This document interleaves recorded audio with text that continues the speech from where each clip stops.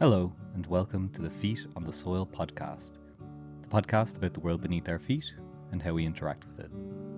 This episode, I think, is cursed somehow. I've been putting it off for a long time, and I have to apologise for that.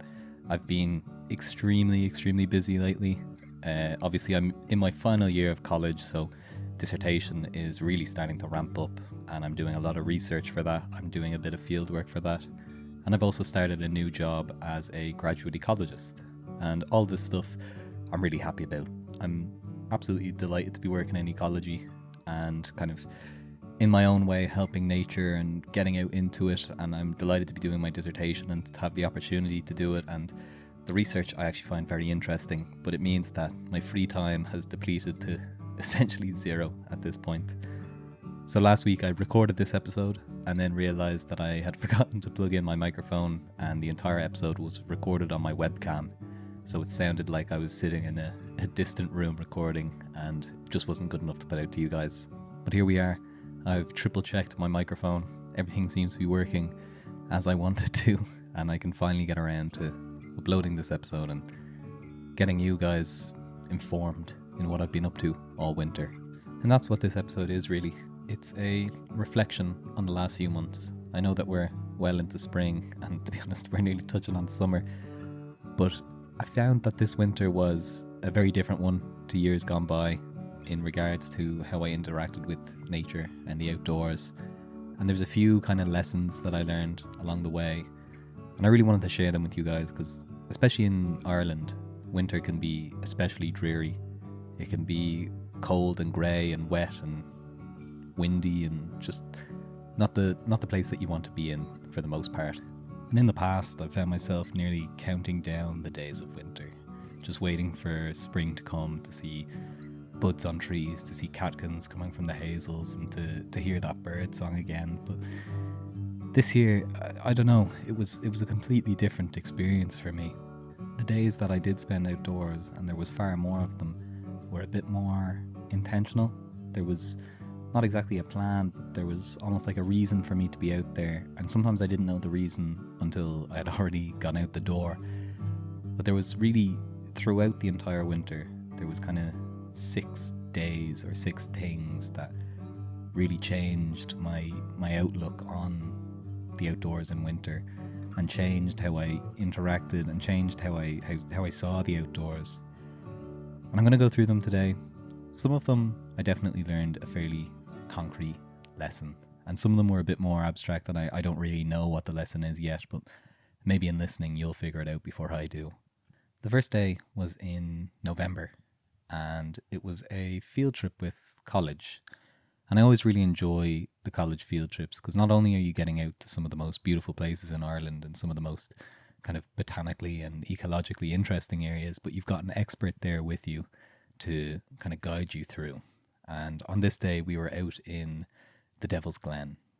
The Devil's Glen is one of the most kind of unique places in Wicklow that I've been to. It's a place that I had never been to before, but it's this deep river valley, very unlike anything else in Wicklow. Throughout the kind of Dublin-Wicklow Mountains, you've got a lot of these kind of sweeping U-shaped valleys that you learn about in geography in secondary school. You've got the river running down the middle, but then you might have a lake and then very smooth sides leading up to the hill. And the Devil's Glen could not be more different. There was something almost kind of like Pacific Northwest. It was very twilight, oa, oa, oa. And it kind of creates this interesting microclimate. Because the valley walls come up so high, because of the river at the bottom, and because of the trees that blanket each side, it's almost more like one of those Atlantic rainforests that you see with the likes of Owen Dalton. You've got huge amounts of moss carpeting the sides of the trees and the rock, and then strands of lichen dangling down. And so even though this was in November and the trees had lost their leaves, you still had this kind of humidity, or almost that let you know that vegetation was around. So when we arrived up, we started, as all great hikes do, in the car park. And on walking up, an area that we came to first had obviously been recently clear-felled. All the trees had been cut down, and it was very reminiscent of a lot of places in Wicklow that have been switched over to kind of production forestry rather than the beautiful native forestry. But in there was the first kind of signs of the magicalness of the day. There was this thick, dense fog, mainly concentrated in the valley because of that microclimate I was talking about. And within the fog was this old ruined building. And straight away I kind of thought it was like something out of Game of Thrones or something. It was very moody. And I kind of knew I was going into a magical place, a place that was a little bit outside of the normal world.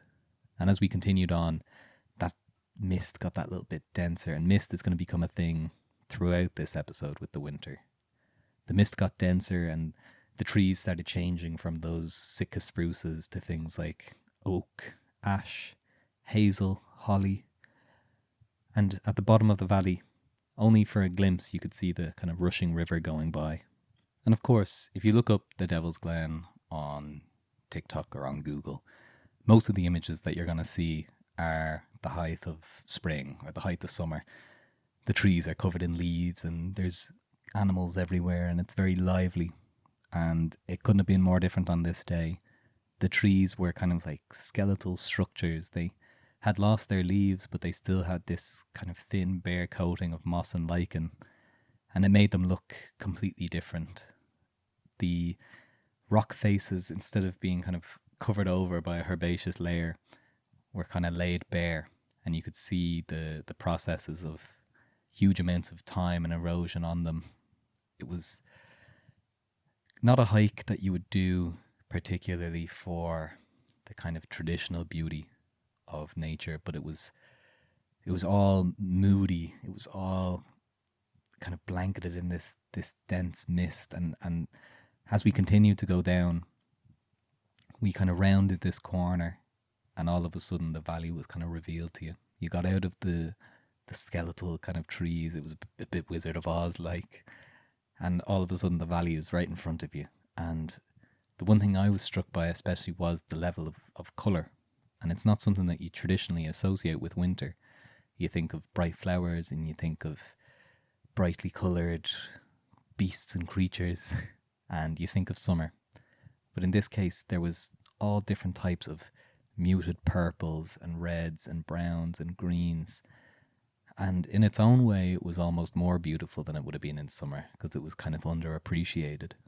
And then walking down to the bottom of the valley, you get to the river and the waterfall, which was absolutely raging on that day because we had just had a lot of heavy rain for the previous few days.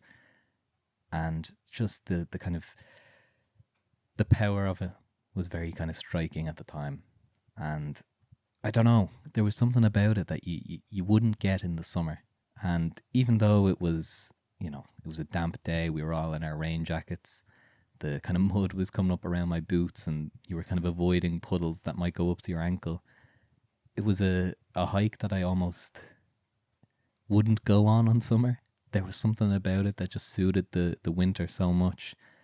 And when I went home, I kind of researched the area and learned about its literary history. A lot of famous Irish writers had come to the Glen before me. And I could see that although in the summer you could get the inspiration that, you could kind of get anywhere. You could get in any forest. There was something about it in winter that was especially individual to that place. And that was a great way to start the winter. I was straight into appreciating what was around me at that time. And in all honesty, it kind of got me excited for the winter.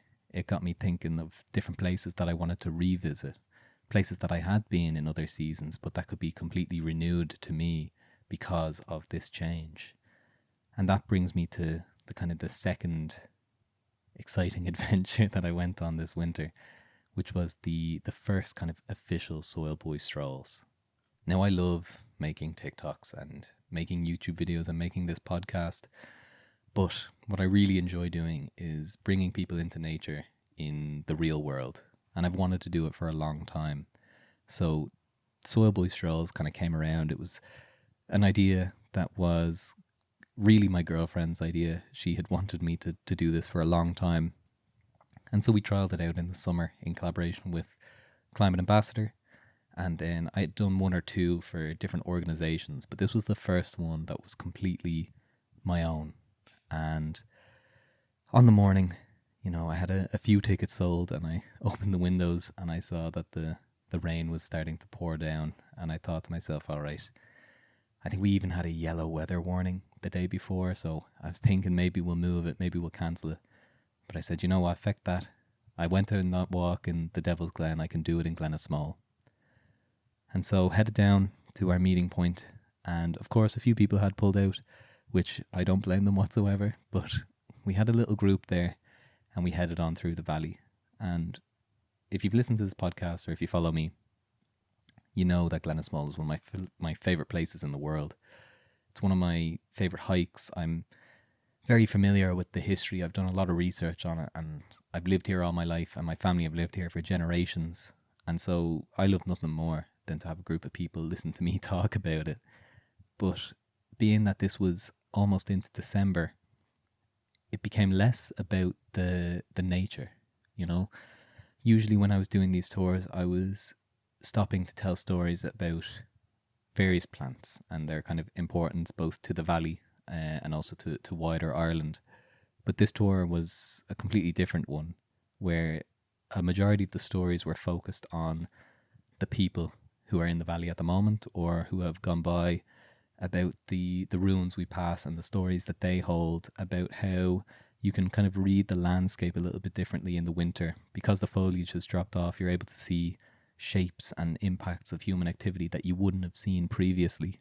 And although it was different, it doesn't mean that it was any worse. And in fact, it gave you kind of time to appreciate those stories, and then when the summer comes back around, you can see even more. So when we were passing through the beginnings of the valley, you're going along the river, and just on your left hand side there's an old ruined house. And to be honest, you would never see it in the summer. The foliage is just too dense and it's completely blocked out. But when you see it, you might think to yourself, I wonder why that house was there. And with a little bit of research, you can find out that more than likely it was the home of one of the mill workers. The Dodder was dotted with mills for its entire run, only a couple decades ago, or, you know, maybe a century ago. And by learning that, you can then realise, okay, so there was mill workers here. That makes sense as to why some of this land has been changed over to agriculture, because people at that time were probably working multiple kind of streams of income. They would farm their land and they would also have their job. And it starts to kind of show you the shape of the river isn't, you know, it's not dictated by the river, it was dictated by human hands. It shows you why the reservoir is there in the first place. It was to control the water so that the mills could operate throughout the year. And in general, by kind of the stripping back of this foliage, you were able to learn stories. And then when the foliage comes back, it starts to make a little bit more sense. And in the end, the walk ended up being one of my favourite walks through Glen. Having people with fresh eyes kind of taking in the views was good for me to kind of start reappreciating what was around me, and then also to kind of strip back what there is to tell about. You know, without the plants, I kind of felt a little bit lost, but I still was able to recall stories that I might have forgotten previous. And I don't know, it gave me this new appreciation, and it was very similar to that walk in the Devil's Glen, where the kind of paring back of what's in front of you allows you to appreciate the things that are left. And then when all of those new things start to come back in, one by one, you can really appreciate them, rather than having the kind of information overload that can sometimes come in spring and summer when there's so many plants in front of you that you nearly can't identify them all. And I have to say, obviously, a huge amount of respect to those who did come up to the walk and brave the weather. I'm sure there will be more. Well, I'm more than sure. There is going to be some more Soil Boys strolls this year. And hopefully, you know, I say that they're going to be in summer, so the weather will be good, but you can never tell with Ireland. But another little stroll that I went on, and probably one of the most impactful nature moments that I had last year, or maybe, you know, in my life, was our third little expedition. And it was a very special trip out to Newgrange for the winter solstice. I've always wanted to go to Newgrange for the winter solstice. I think it's just something that even when you're a kid, you see as this like real magic. Obviously, you know, there's things like the stories of the fairies that we'd be told as kids that they may be real, but they kind of felt kind of separate. But Newgrange was this ancient tomb only down the road that one day a year was so perfectly placed that the sun would come straight through that hallway at the exact same time every year. It just seemed, and I mean, the age of it was older than the pyramids, and it was just magic. And I've always wanted to go. And this year, my good friend Adam, who has been on the podcast before, but also has an amazing social media page, Newtgent, Newtgent. Well, he invited me and my girlfriend to come along with himself to the winter solstice at Newgrange.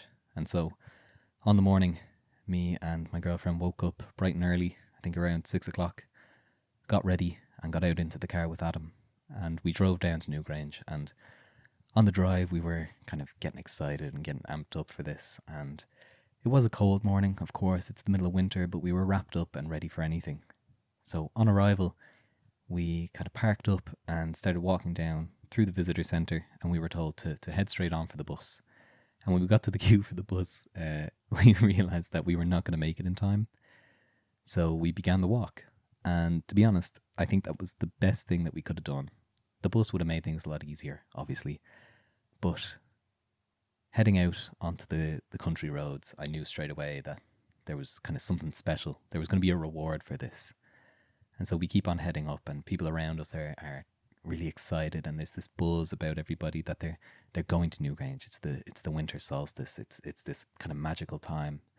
And the three of us, me, Adam, and my girlfriend, we were chatting and kind of talking about our plans and the magic of the day. And all of a sudden, as we're coming up this hill, you start to hear this almost like barely perceptible noise.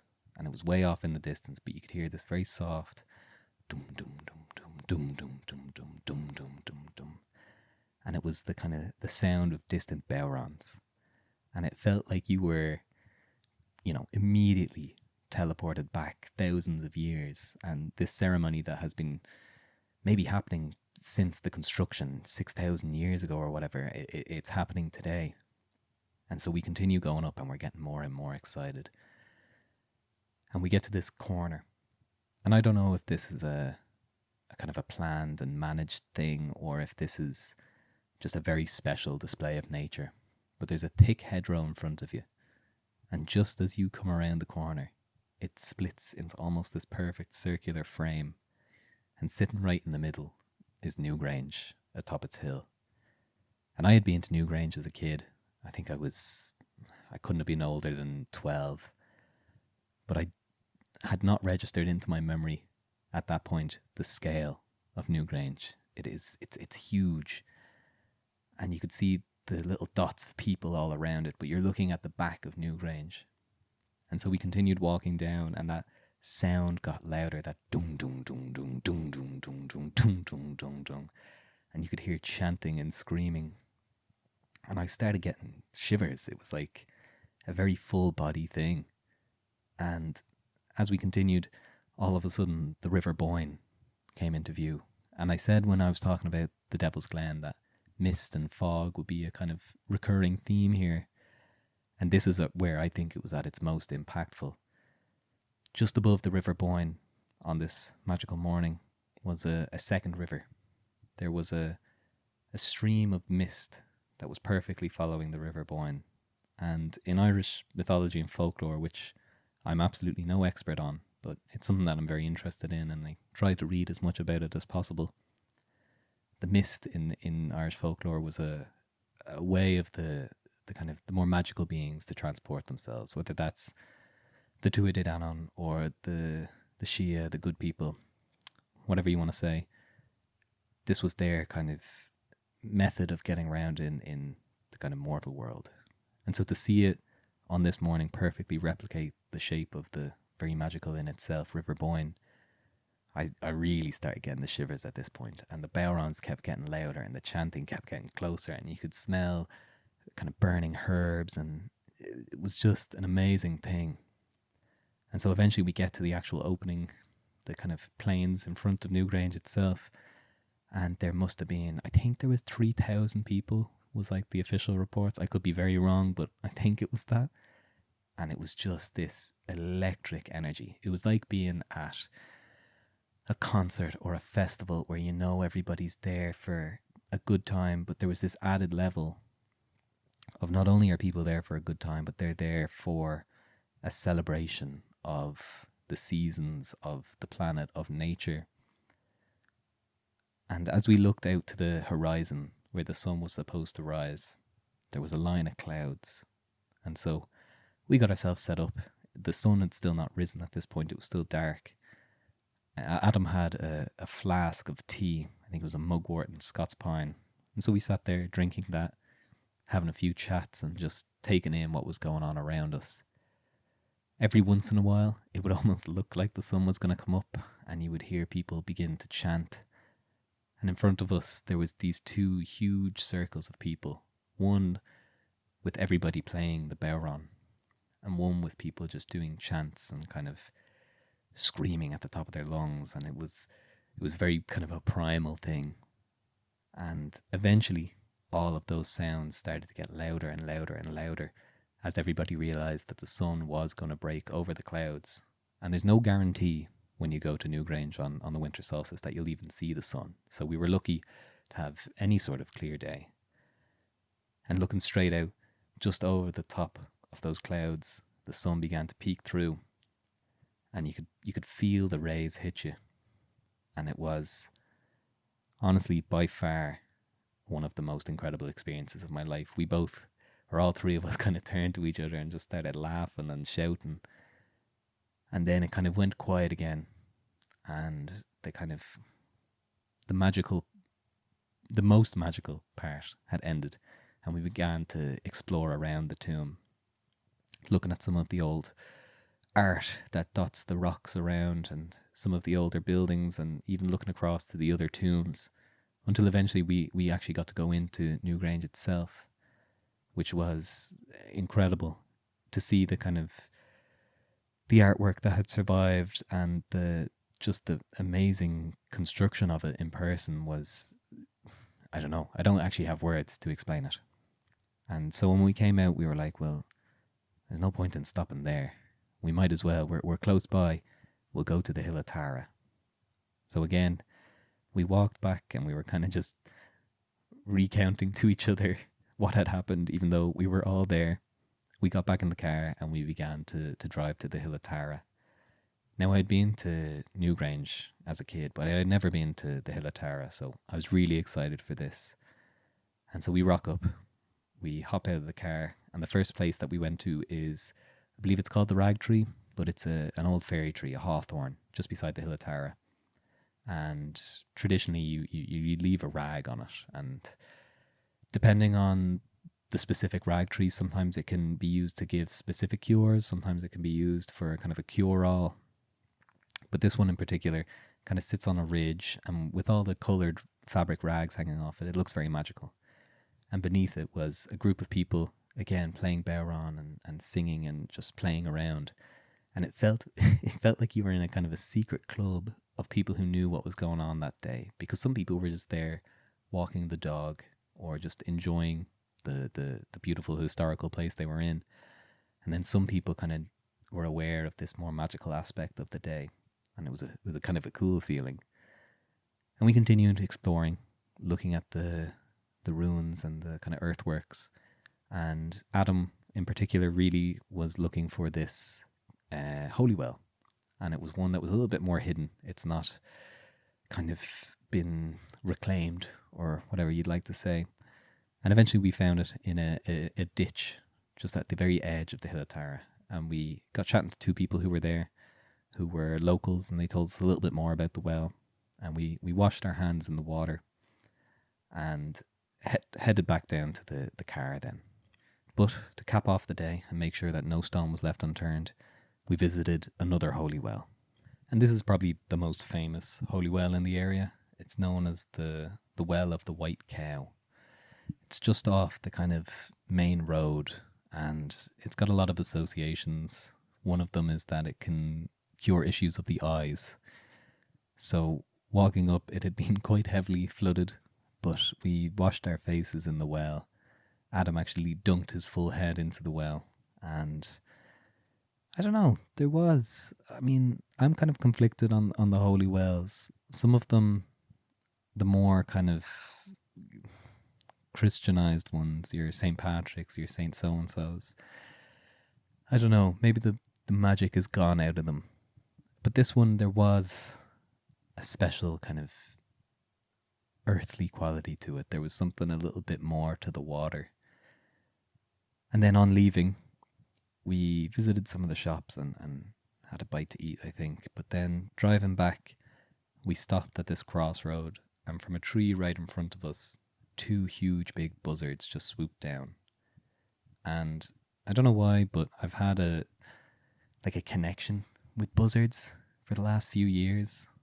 There's a few of them in Glen and they seem to always appear, not when I need them is the wrong word, but they seem to appear when they feel they have to. And to see two of them so close up, I don't know what the meaning is. And I didn't look it up or anything. I don't want to know what the meaning is according to some website. I think I'll figure it out when I figure it out. But it was a fairly perfect way to cap off such a magical experience. And all of this happened in the absolute depths of winter, when people think that there's nothing to do outside. And carrying on from that then, me and Adam were talking, and Adam is doing a series on his channel where he's climbing the county peaks of every county in Ireland, which is a very noble endeavour. And he invited me to tag along with him for his next peak, which was Brandon Hill. Brandon Hill is the county peak of Kilkenny, and it's quite a beautiful hike. It's not too challenging, so I would say everything that I've talked about so far is something that you could do with, little to no prep and just get out there. It's only, I think, 510 meters or so, or just above, and it's got a lovely trail. But there's also a huge amount of history on the hill. So, again, woke up early, made a couple ham sandwiches, and got in the car with Adam as we headed out to Brandon Hill. On the way, we made a quick stop to an old monastery, which also had a Motte and Bailey fort, which I was fascinated with, because when I was a kid, there was a drawing of a Motte and Bailey in my history book, and I thought it was the coolest thing in the world. So to see one in real life, I was chuffed. We had a quick look around the monastery. I believe that there was a holy well nearby, but we decided that we would like to do the hike before the sun sets, and so we made our way again off to the hill.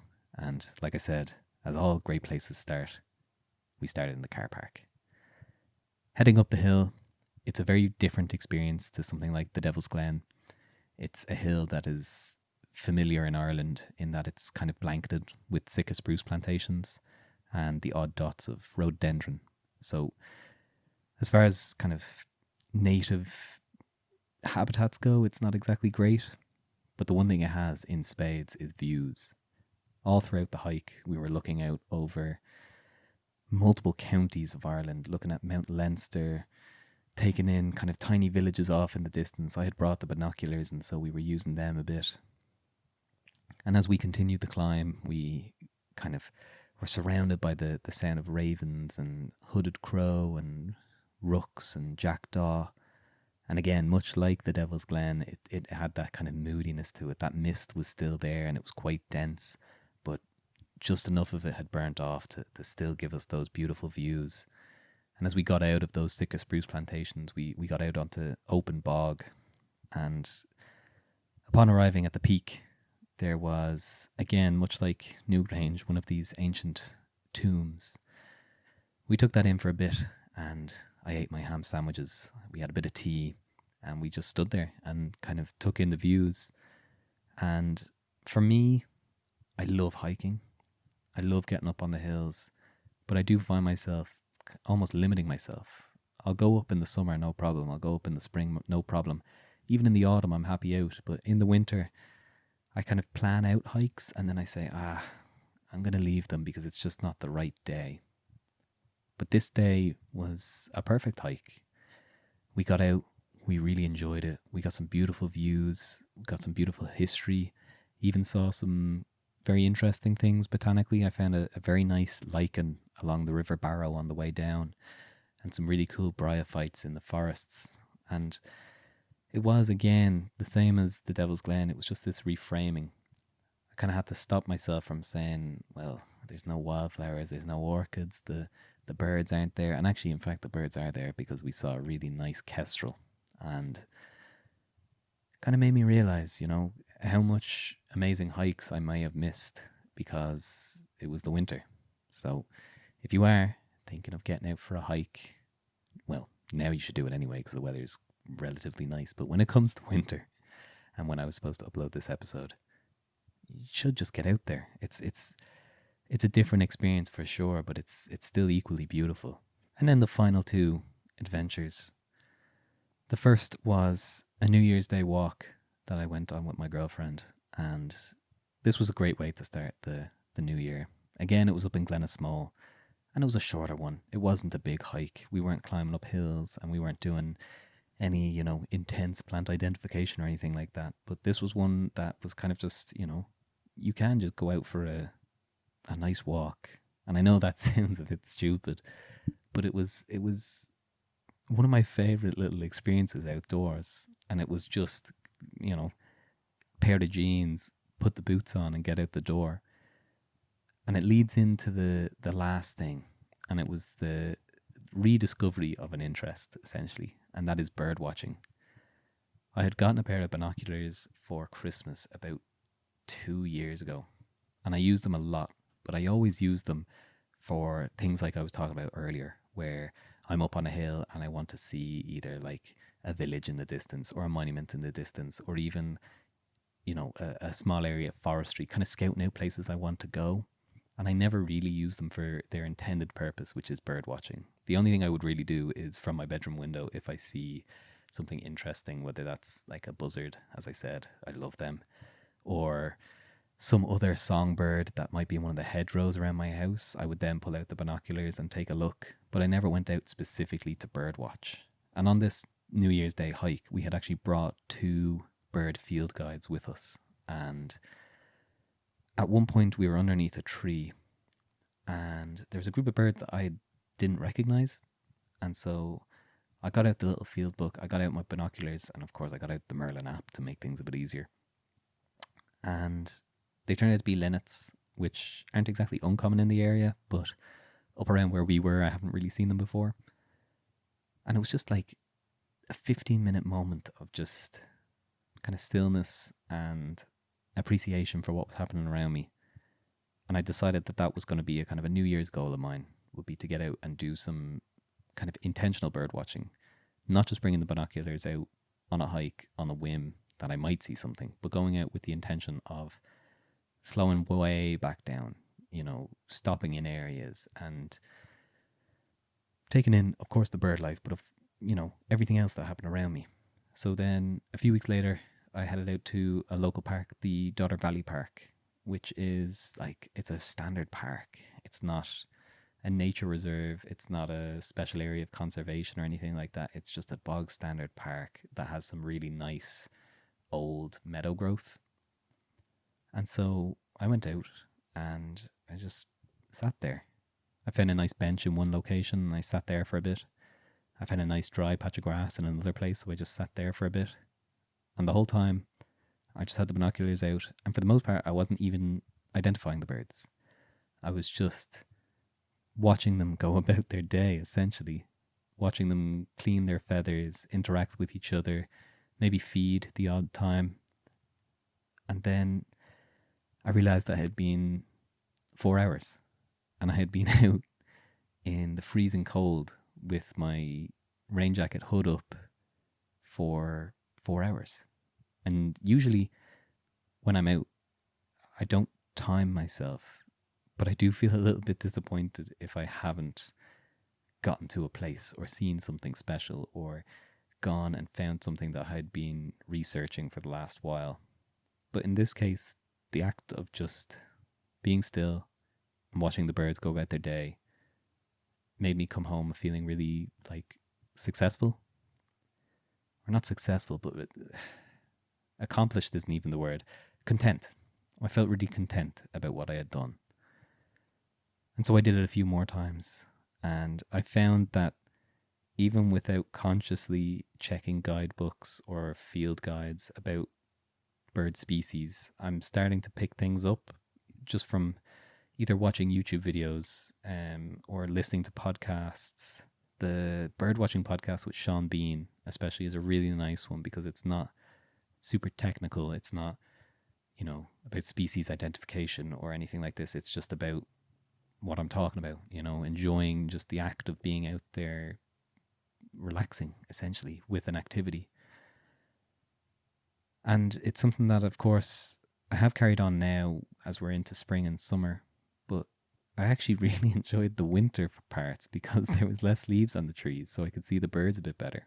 And of course now we're starting to get things in that might just be here for the summer, and so I'm looking forward to seeing them, but there's still plenty around in the winter. And I think that was, if I was to distill everything from this episode, there's still plenty around in the winter. So that's it, really. That's my list of winter expeditions. That's the reason that I've been so busy and haven't uploaded in, 4 months or something at this point. But it was good. And I think hopefully it will mean that coming into summer, I'll have even more to talk about, and I'll be pumping out the podcast, pumping out the content. But even if I don't, you can be content in the knowledge that I'm outside and enjoying it. And you can be even more content if you're also outside and enjoying it. So that's it for the episode. We'll call this the first episode of season 3. I think season 2 was like 6 episodes long, but I apologize for that. So you can look forward to a few more guest episodes. As I said, I think I have a few recorded and I just need to edit them up and then get them out to you guys. I have a few solo episodes planned as well. And then I have some interesting ones. I have been looking at maybe doing a live episode, as in like going on a TikTok live and taking questions live. I want to do another Q&A because I think the last time I did a Q&A, I had 2,000 followers across all platforms. And I think now I'm at just under 10,000. So there's a good few new people. So I'm thinking of doing a Q&A episode. And then, yeah, there's some exciting stuff coming up. As long as I actually do them. So thank you very much, everybody, for listening. And remember, the most important thing, try and get outside today.